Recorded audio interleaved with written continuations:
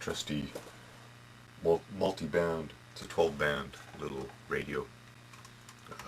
Short wave, long wave, you know, AM, FM, battery powered, runs on like dead batteries. Hey, in my camera, I use batteries in my camera, digital camera, and when they're dead, I just put them in a bucket and I use them in the radio. Hey, and those dead batteries from my camera will last, oh man, 3 weeks, a month of steady everyday playing in the radio.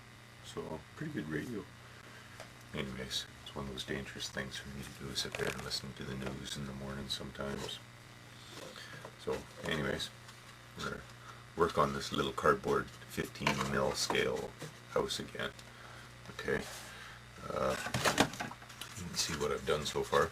I, used the template that I put up there for the cardboard. I had to use 2 pieces doing this rather than one sheet type thing, because the piece I had wasn't big enough.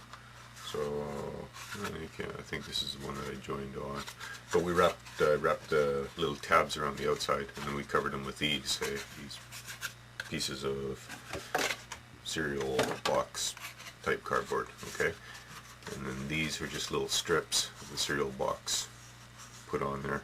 I was going to cut out one of the windows, but I don't think I will. I think I'll just leave it solid. Okay, and I don't think I'm going to give access. Well, hard to say. We can maybe make the roof so that it comes off. It won't be that hard to do. Okay, so that's what we're going to do right now, is work on the roof. Okay, now that I've got all the posts on there, and that's just a cereal box just glued on there with the white glue. Okay, and I mounted it on a piece of cardboard too. This time just, it's, pretty lightweight stuff, when you're working, with a little 15 mil stuff. You don't, use a base. I always use a wood base. So, this is just sort of a demonstration thing to show how to do this, with stuff on hand. If you don't have cardboard and the saw and all that kind of stuff to cut it, okay? Cardboard, you can handle cardboard, because so far I've done this with scissors, okay? Well, no, I used a razor blade cutting these out. I lied. Used one of these. So, I'm going to do the roof.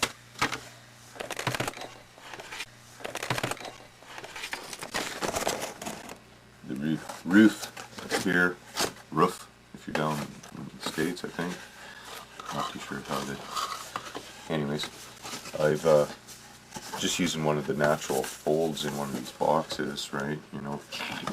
Turn it around. That way you've got a nice straight edge for the top. It's already, seam there for you. I've drawn a line down here to make it straight. Let's see if we can zoom this in here a little bit. Yeah. Let's see. I can't see it on there. Anyways, so I'm measuring now as to how long my roof needs to be. Okay, and do it down here. Do it down on this section rather than up here at the peak, because these could be bent towards each other a little bit, right?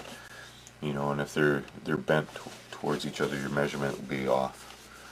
So I want a little bit of an overhang, maybe as thick as the cardboard is. So just make a little mark there, and then use a straight edge. I like things that have 90 degrees that I know are 90 degrees. Like these are those really thick, what do they call them? Well, they're filler cards. When you buy hockey cards, basketball, baseball cards, type stuff like that. Anyways, it's just a good solid piece of cardboard with a nice 90-degree angle on it, eh? So I use those all the time for measuring. If you have a steel edge, yeah, use that. The reason why I use stuff like this all the time is because I'm a tad messy. As you can probably tell, I'm not very organized half the time. And I'm always looking for my tools because I'm not organized all the time. So I use whatever the heck I got on hand. And I've discovered that these are great because if you do goop them up or whatever, then you just throw them away. Got lots of them. So first thing to do is cut this out. And it's a little bit bigger than I need. Hold those together. Try to do it straight so that, anyways, it's a little bit bigger than I need so that I can cut it down to size once I get it on there. This is what I mean. Bigger than what I need. See, you don't want that overhang that much. Okay? But let's get it into place first over our chimney. So line it up as best you can.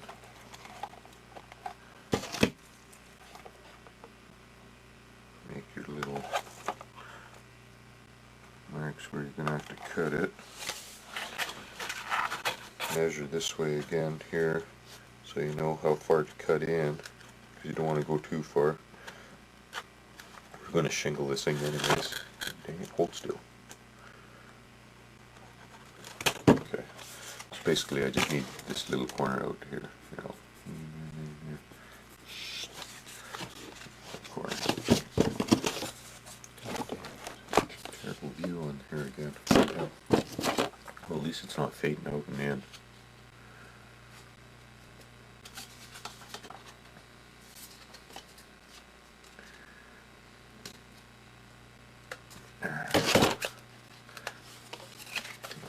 Fit on there. Perfecto. Now we just need this at the right.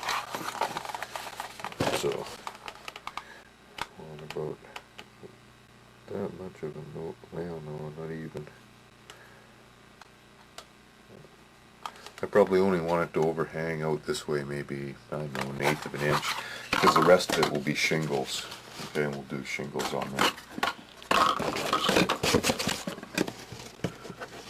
That's straight. What the heck's my mark there?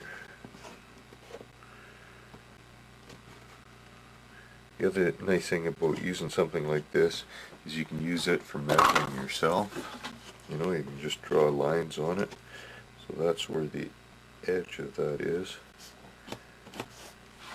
So you can go onto this side,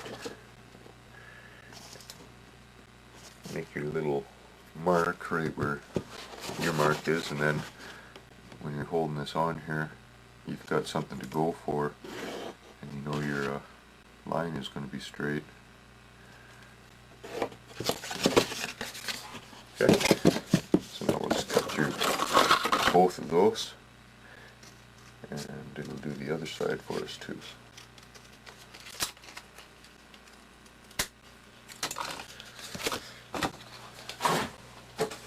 Recycled in.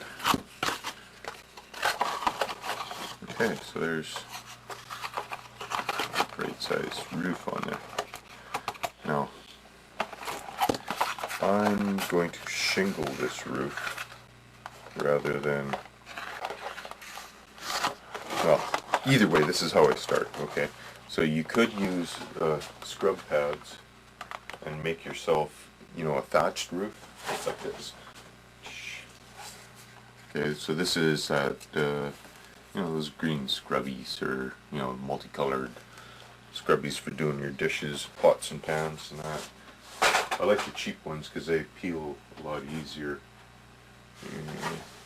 Being inside, I never have any of that stuff when I start talking about it, eh? Anyways, they're, yeah, they're just a scrub pad. I should probably try getting my website updated so that people can see. I can send them to that. That's material wise. So, anyways, never mind. Rambling to myself.